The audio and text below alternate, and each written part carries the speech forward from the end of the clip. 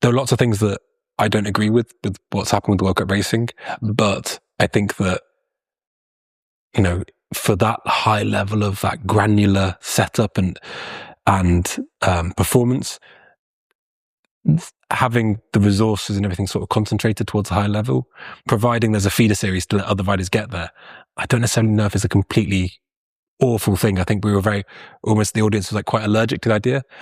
But so I feel like there's mixed stuff. I feel like people were against it, but now with the semi-final, well, sorry, not semi-final. Yeah, Q2. Q1, Q2. Yeah. Now that's how it's called. I think I made it very exciting. I think it did. And also, because now, even for the top riders, like you could be Jackson Goldstein, you still have to make it to final. Yes. And that's like either you get top 20 in Q1 or top 10 in Q2. Yeah. Which is incredibly hard because anything can happen. And it's tricky because it's a very small industry, so I don't want to get caught into what I want to say, if I didn't have to worry about how it's going to come out, was that the changes as a fan haven't really bothered me. It was for what felt like for a long time, the lack of communication was very frustrating. It felt like the sport wasn't changing. Something was happening to the sport. And as somebody that was very fortunate, because eventually ended up working in the media, working for Pinkbike, I was very well positioned to try and talk about the story. And even, you know, working for a big website like Pinkbike opens a lot of doors in terms of trying to get information. And there was just a steadfast refusal to talk in on anything but their own terms.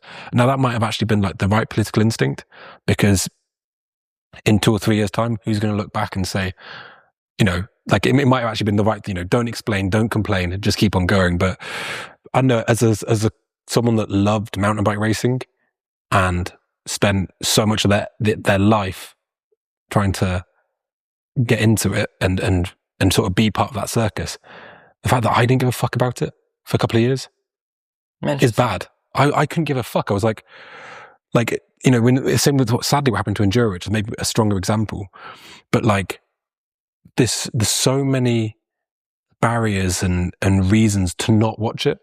And it just became harder and harder. And I still don't think they've quite got it right yet, but I think it is better. I think the Q2 helps a lot with that. But when it's like, sweet, so if the solution at one point was you've got to give up 9 hours of your Sunday to listen to repeated commentary, and that's not to bag on the commentators.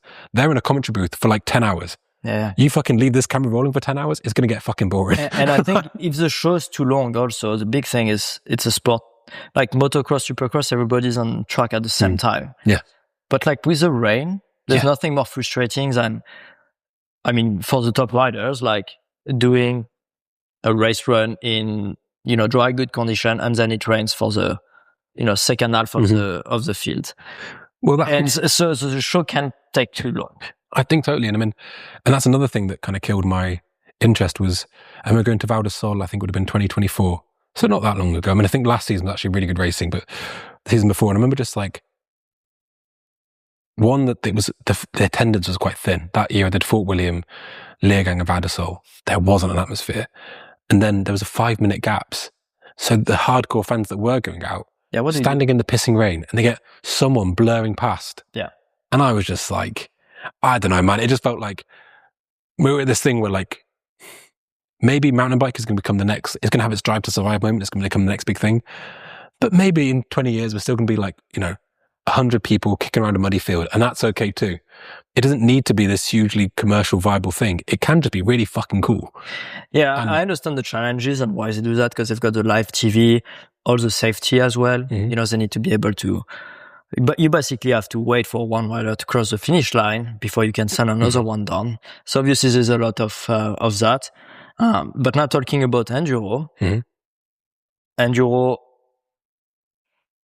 at the start was, you know, like an amateur sport. You know, it was just people riding together and racing down different stages. Then it became like pretty professional, and now it's dying down and almost going back to its roots. So what do you think of that? I think going back to its roots is a kind way of saying it. I think in the same way that it's going to die, decompose and fertilize something maybe in 10 years. Okay. But going back to, I mean, I think like it was the coolest sport in the world.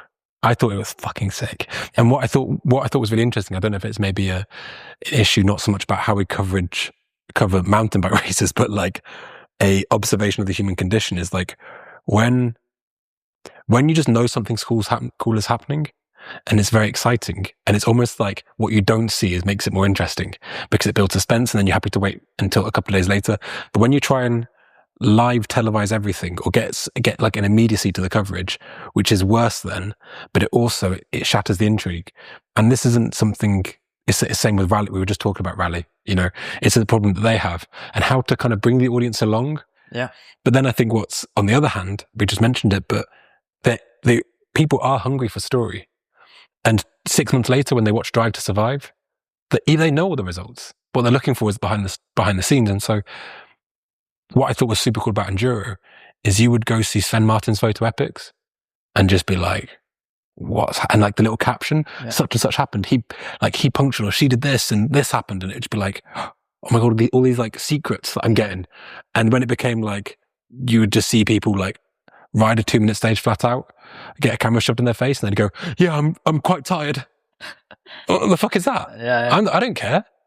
But that's the way it just kills all like the romantic curiosity, and it just becomes like, and I don't know, I just think they should just like make them a packed lunch, give them a lift pass, say we're in fucking La Tuile, go descend 6,000 meters, you know, and we'll get some pictures, and it will be, I don't know, and like maybe it won't be again so commercial stuff, but I don't know, man. Like I think there will come a point where like, I think they made it a bit boring. Yeah. It's always the same pretty much, whether it's like, you know, all the locations. So some of them, you know, you shuttle, some of them you pedal everything, some of them you do a bit of chairlift.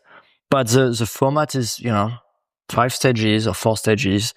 I think what would be cool is to have a series, but have very, very different events.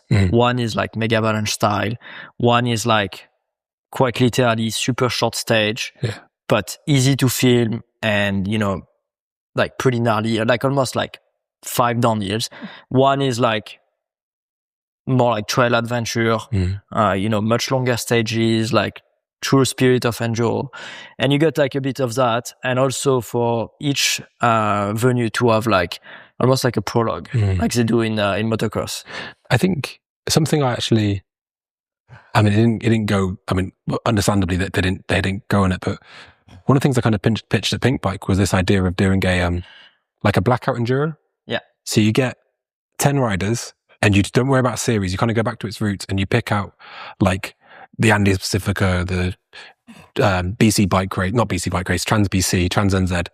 And you basically say to these riders, we're going to make your results will not be put in the public results, and your results will come out for this World Series on the Tuesday. And then it could be like this thing, and there'd be no money in it. Then so, you know, it wouldn't be viable, but something like that, because Red Bull's doing it with that proving grounds. They embargo the result. Yeah.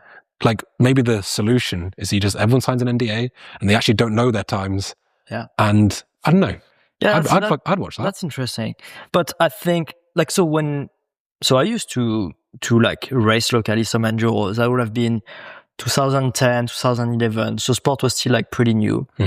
And when it was very friendly and no one knew the track, you had Fabien Marel showing up, Nicolas Vouilloz, you know, all the locals of around Nice. And the best thing was when no one knew the trails. And you could tell when no one knew the trail, like people will talk, you know, I saw this guy was practicing like since Wednesday, he's been doing like 10 laps. But like very often, and more often than not, sorry, Naya, off. What? More often than not, people will be not practicing. Yes. And that was incredibly fun. Yeah. Because then you are truly, whoever won was truly, you know, the best at enduro. Yeah. As soon as it became like sponsor involved, and then you had like the small teams, and people were like, well, I got to practice because, you know, the guy that's could beat me is going to practice as well. So everybody started to practice. And even the corner and cutting. that really, they really lost the spirit. Yeah. And then you hear incidents of, I mean, in the early days, tape interpretation, we'll call it. And I don't know, man, like, was it inevitable? Maybe that the road it went down, but I think that, how to put it, I think sometimes we need to, in my opinion, I think we need to remember that like the media serves the sport shouldn't serve the media. Like, this isn't some fucking juice to just get every last drop out and it just fucking fill the coffers of some people that don't even give a fuck about mountain biking. Like, the media and how we cover these things and how it should be like, it's almost like, when they see something in the wild and they just like, it's like a wild animal, almost like you don't even interfere, you don't feed the animal, it's nature. Yeah, you let it do its things. Yeah, and I kind of think like, maybe that's like an overly romantic like perception, but I don't know, man.